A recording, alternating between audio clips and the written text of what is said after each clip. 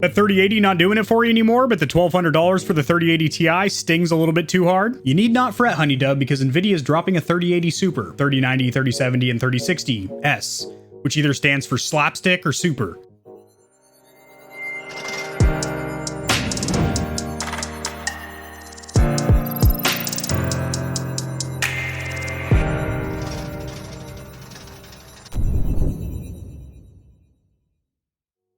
Nvidia makes some damn fine graphics cards. In fact, I strongly recommend them over AMD, especially if you plan on live streaming or video recording for YouTube content, as it does have what is called NVENC or Nvidia encoder on board, which is basically a separate part of the GPU that does your encoding. Not to mention DLSS or deep learning super sampling is a little bit better than Fidelity FX, which if you want Fidelity FX, you can also use it on a Nvidia GPU. And ray tracing is already more established and getting better with each patch and update on Nvidia, as where it's kind of new to the AMD side of the house. And price to performance wise, you really can't say much against the 3080. It'll blow your tits back, that's for sure. The day I bought my 3080, my credit score boosted 50 points and I put an extra 2 inches on my mouse pad.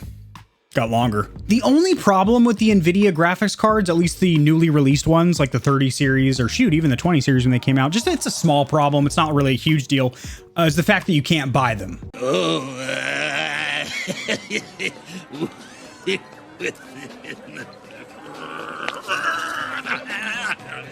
But they're there, like they exist wherever they are whole, but trying to get them into your home, you might run into some issues. Piss poor to be this late.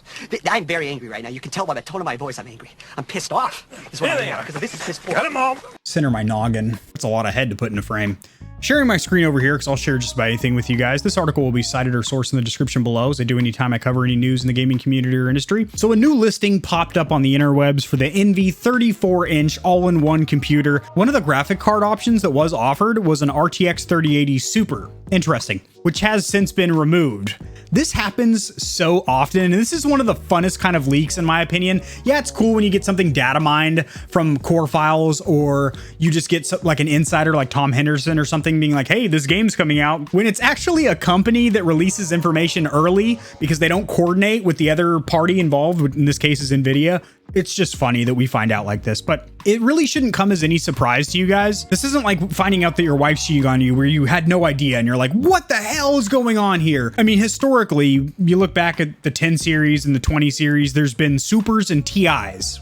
You got your base cards, you got your supers, and you got your TIs there, which I will make a separate video because I've actually had some coworkers ask me about this, like what the difference is. Hey, are they just overclocked? And I was like, no, they're not just overclocked. There's some other core differences as well. So I'll be making a separate video, a side-by-side between the base, super, and TI models. Here's an interesting point from the journalist at Gamefront that wrote this article, and that is that all-in-ones are similar to laptops, i.e., well, it's basically usually just a computer monitor that has everything in it, kind of like the Apple iMacs, and that could mean that these are going to be a mobile or compact version of the cards rather than a full-blown desktop. Now, I do hope that they also offer a full-size version, because generally you get better thermal performance, better cooling out of a full-size card, because when you wedge a tiny compact card into either something like a laptop or a small form factor case, generally they have low profile fans or no fans altogether, and they just use a heat sink and heat pipe system to cool it. So Minty Hippo tweeted this out with the model names, the clock speed, the VRAM or video RAM or video memory,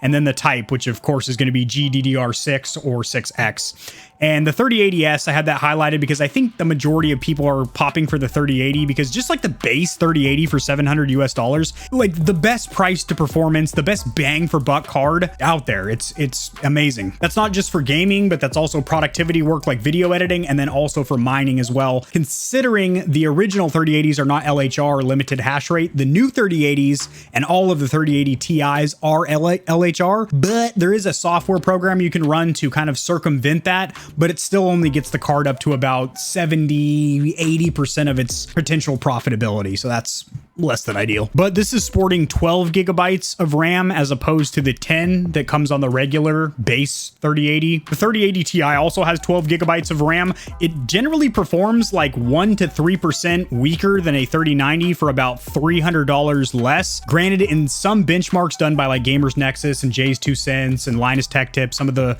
bigger schmeckled channels than mine have actually shown the 3080 Ti to perform literally the same, if not in some situations actually a little bit better better than the 3090, which is insane. Not knocking the 3090 at all. It's a beast of a card. But I think the 3080 Super will strike a nice little medium ground, a sweet spot, depending on the price though, which as of now, we have absolutely no news or leaks or anything about the price. If we just look at it like this, gang, that the 3080 is $700 US, the 3080 Ti is $1,200 US. Granted, these are recommended retails or MSRPs, which a lot of people aren't paying that. You're either getting a pre-built where you're paying a markup, a builder's fee, or you're getting these off of StockX or eBay or Facebook Marketplace from the local scalper under a bridge. I mean, looking at these specs here, if I had to just throw a number out there, just pull a number out of my rump, out of my hairy tuchus, I would say probably about $900 to $1,000. It would make sense because it's kind of right there in the middle. I genuinely don't know, but I bet you do. So drop it in the comment section down there below. Everyone has an opinion and I would like to hear yours. If you enjoyed this quick spurt of news, shoving your thumb not in any weird orifices, but just simply on the like button helps this video to get seen by more people, so this information will reach them as well, which in turn helps me grow this channel. Subscribe for more content like this. I cover news in the gaming community and industry, as well as tutorials helping you get set up streaming and YouTubing and honest gaming peripheral reviews, and I'll see you tomorrow because I upload daily. Sometimes multiple videos a day. Peace.